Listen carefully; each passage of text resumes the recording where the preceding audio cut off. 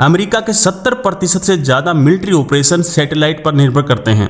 आज स्पेस में अमेरिका के 8000 से ज्यादा सैटेलाइट हैं। स्टारलिंक को भी इसमें मिला लिया जाए तो, जबकि चीन के 700 और रूस के 200 के करीब हैं। इस रेस में हमें तेजी से आगे बढ़ना होगा। सोचिए, एक सुबह भारत पर हमला होता है, लेकिन हमलावर की मिसाइलें, फाइटर जेट और जहाज अचानक हवा में ही एक दूसरे से टकराकर तबाह हो जाते हैं। दुश्मन अपनी ही टेक्नोलॉजी का शिकार बन जाता है।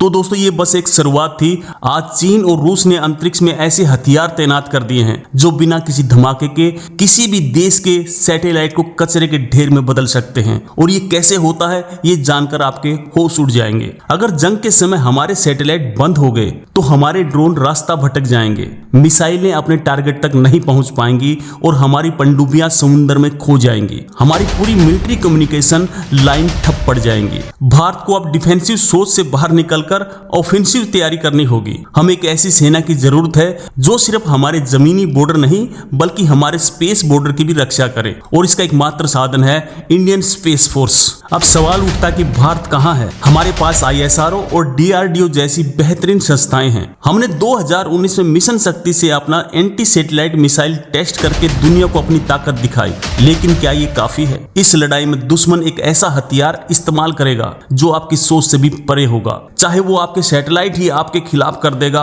और आप कुछ नहीं कर पाओगे।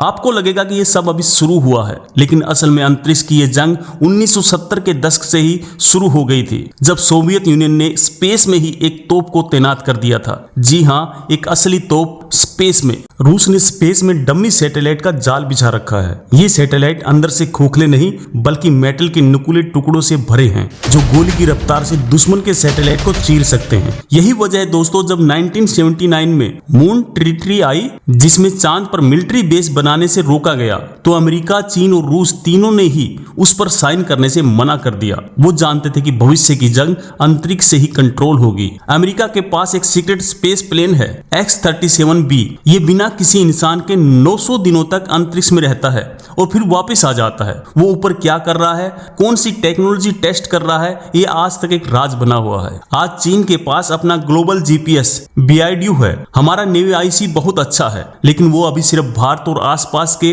1500 किलोमीटर के एरिया को ही कवर करता है। हमें इसको ग्लोबल बनाना होगा।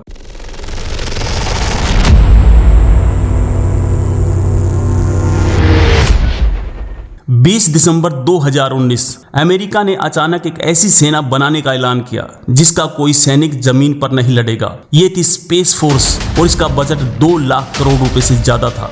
आखिर अमेरिका को अचानक अंतरिक्ष में सेना बनाने की क्या जरूरत पड़ी? आप सोच रहे होंगे कि इसके लिए तो अंतर्राष्ट्रीय कानून होंगे। 1967 में एक आउटर स्पेस ट्रीटी बनी थी जिसमें कहा गया था कि स्पेस में परमाणु हथियार नहीं रखे जाएंगे, लेकिन इसमें एक बहुत बड़ा झोल है। क्या ये किसी साइंस फिक्शन फिल्म की कहानी लगती है? नहीं, ये उस युद्ध की सच्चाई है जो आज हमारे सिर के ऊपर लड़ा जा रहा है और भारत को इसके लिए तैयार रहना होगा। मजे की बात तो यह है कि 2016 में अमेरिका के सिर्फ एक GPS सैटेलाइट की घड़ी 13 माइक्रोसेकंड गलत हो गई थी और पूरे नॉर्थ अमेरिका के मोबाइल टावर और ATM बंद पड़ गए थे। सोचिए, अगर सारे सैटेलाइट बंद हो गए तो क्या होगा? सरकार ने स्मार्टफोन में नेवी IC को अनिवार्य की बात कही। ये एक बहुत अच्छा कदम है, लेकिन हमें अपने नागरिकों के लिए नहीं बल्कि अपनी सेना के लिए एक स्पेस कमांड की जरूरत है जो 24 घंटे अंतरिक्ष में भारत के हितों की रक्षा करे। हमारे सैनिक सरहद पर जागते हैं ताकि हम चैन से सो सकें। अब वक्त आ गया कि हम अंतरिक्ष में भी एक ऐसे पहरेदार खड़ा करें जो ऊपर से आने वाले हर खतरे से देश को महफूज रखे। आपको पता है, 2 मई 2011 को जब अमेरिकी नेवी सील ने ओसामा बिन लादेन को मारा था, तो उस पूरे ऑपरेशन को सैटेलाइट के जरिए लाइव देखा जा रहा था। बिना सैटेलाइट के ये मिशन शायद कभी कामयाब ही नहीं होता। अब सोचिए, दुश्मन का पूरा देश अंधेरे में डूब जाता है। Bank, mobile network, power grid, सब कुछ एक झटके में बंद। और ये सब करने वाला कोई इंसान नहीं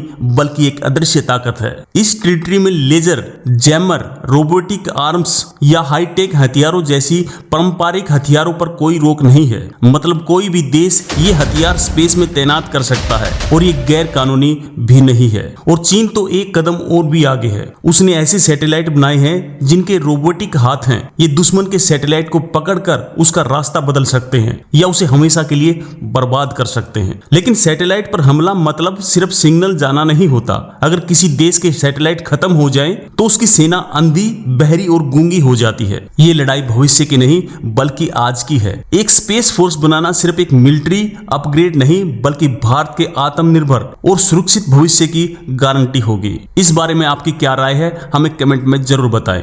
अगर वीडियो पसंद आया तो लाइक और शेयर जरूर करें। जय हिंद, जय भारत, बहुत बहुत धन्यवाद।